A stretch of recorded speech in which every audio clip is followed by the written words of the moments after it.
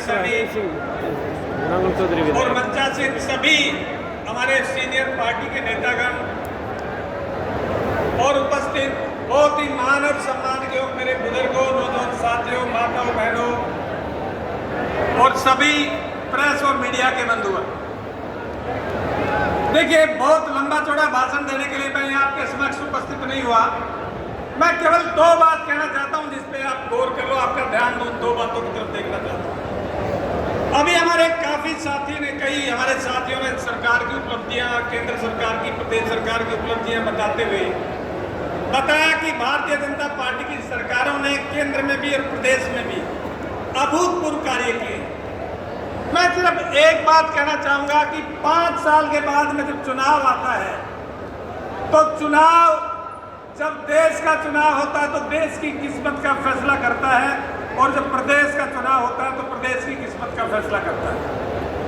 मैं केवल आपसे एक बात कहूंगा कि माननीय नरेंद्र मोदी से बेहतर प्रधानमंत्री विपक्ष के पास कहीं 200वें पायदान पर भी कोई ऐसा नेता नहीं है जो माननीय नरेंद्र मोदी जी के बराबर आगे खड़ा है।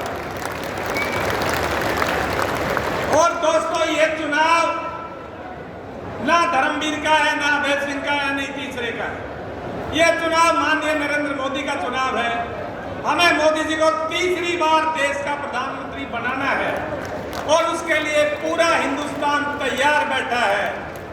मेरा आपसे निवेदन है कि इस फैसले की घड़ी में सारे एकमुश्त सर्वसम्मति से गांव के गांव जुड़कर और माननीय चौधरी धर्मवीर जी के पक्ष में भारी मतदान करवाएं, कमल के फूल का बटन दबाकर, और हमारे माननीय धर्मवीर जी को पहले से ज्यादा मतों से जिताएं।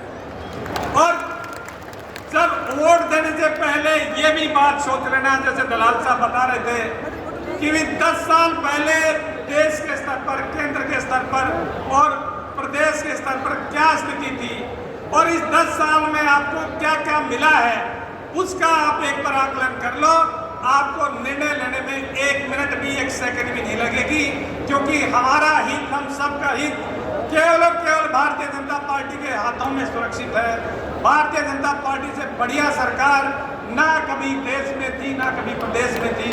तो मेरा निवेदन यह है कि सारे सर्वसम्मति से सभी हलकों में, मैं किसी एक हलके का नाम नहीं ले रहा, सारे लोकसभा क्षेत्र में सभी हलकों में सर्वसम्मति से मतदान करें। धन्यवाद, जय हिंद, नमस्कार।